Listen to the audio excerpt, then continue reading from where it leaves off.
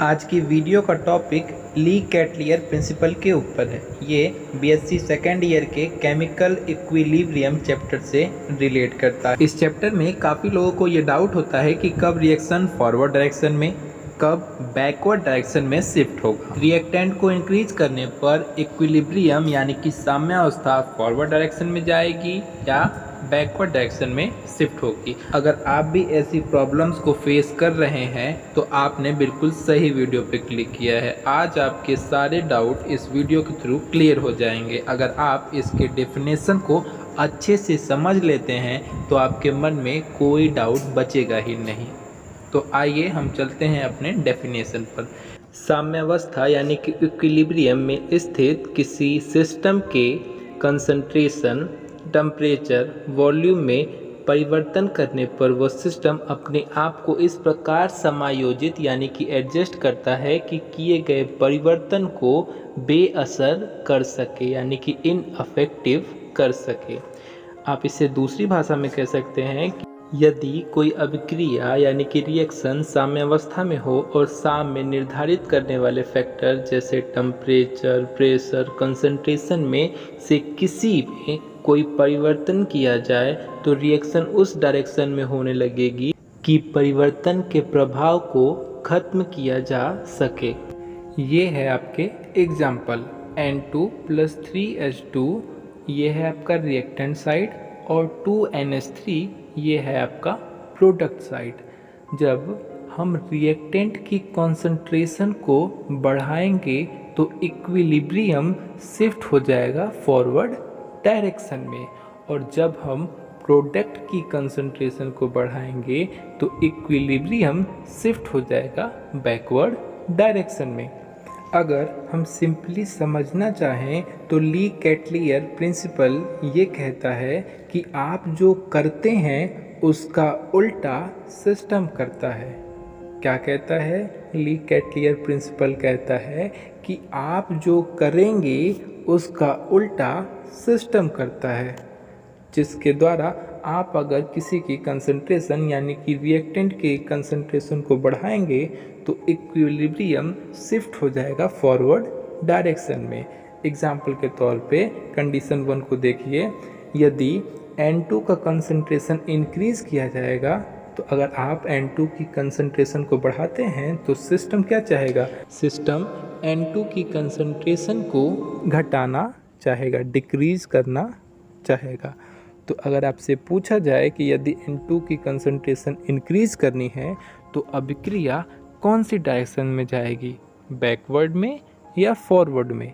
आप देख सकते हैं N2 और H2 दोनों ही रिएक्टेंट है और रिएक्टेंट की कंसंट्रेशन को बढ़ाने पर इक्विलिब्रियम शिफ्ट हो जाएगा फॉरवर्ड डायरेक्शन में। किसी रिएक्टेंट की कंसंट्रेशन को इंक्रीज करने पर इक्विलिब्रियम शिफ्ट हो जाता है फॉरवर्ड डायरेक्शन में, और किसी प्रोडक्ट की कंसंट्रेशन को इंक्रीज करने पर इक्विलिब्रियम शिफ्ट हो जाता है बैकवर्ड डायरेक्शन में। Reactant increase, reaction goes to forward direction, product increase, reaction goes to backward direction.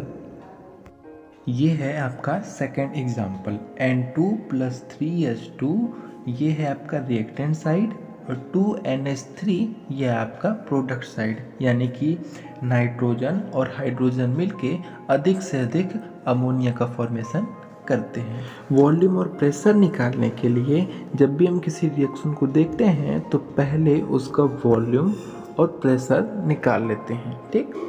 और वॉल्यूम और प्रेशर के बीच में इन्वर्स रिलेशनशिप पाया जाता है, यानी कि जब वॉल्यूम बढ़ेगा तो प्रेशर घटेगा और जब प्रेशर बढ़ेगा तो वॉल्यूम घटेगा।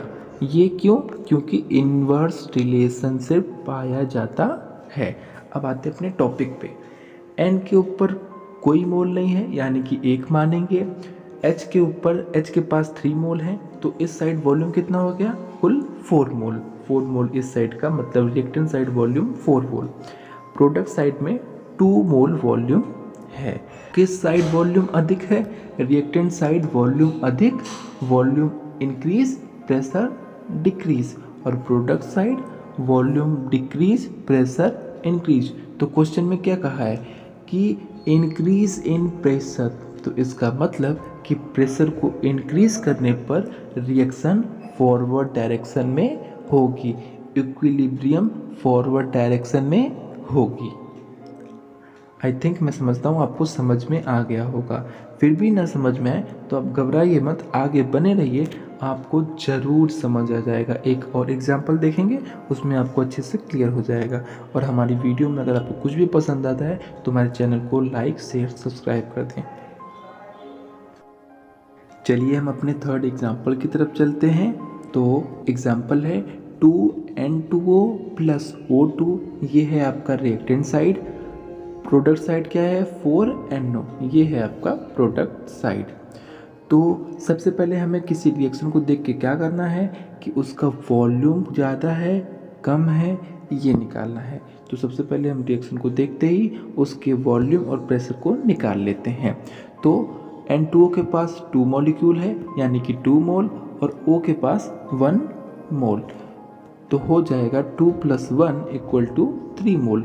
और प्रोडक्ट साइड में 4 मोल है, इसका मतलब प्रोडक्ट साइड का वॉल्यूम ज़्यादा है, तो वॉल्यूम ज़्यादा तो प्रेशर कम, और रिएक्टेंट साइड वॉल्यूम कम प्रेशर ज़्यादा।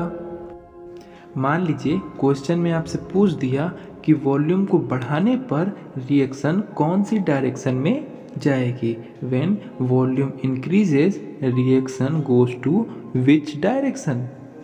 तो आप देख सकते हैं कि प्रोडक्ट साइड में वॉल्यूम ज़्यादा है प्रेशर कम है, रिएक्टेंट साइड में वॉल्यूम कम है प्रेशर ज़्यादा है।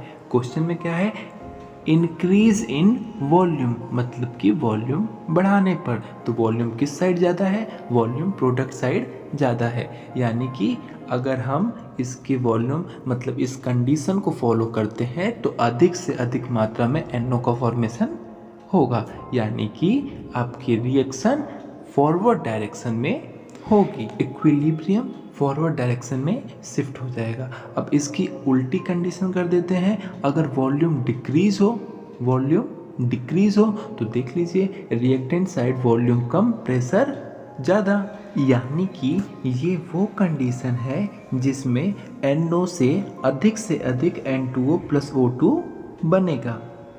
वॉल्यूम को डिक्रीज करने पर reaction goes to backward direction. ठीक, एक बार फिर से हम इसे एक एग्जांपल के थ्रू समझ लेते हैं। 2N2O + O2 वही क्वेश्चन है। उस क्वेश्चन में what is the describe the effect on the equilibrium for this reaction.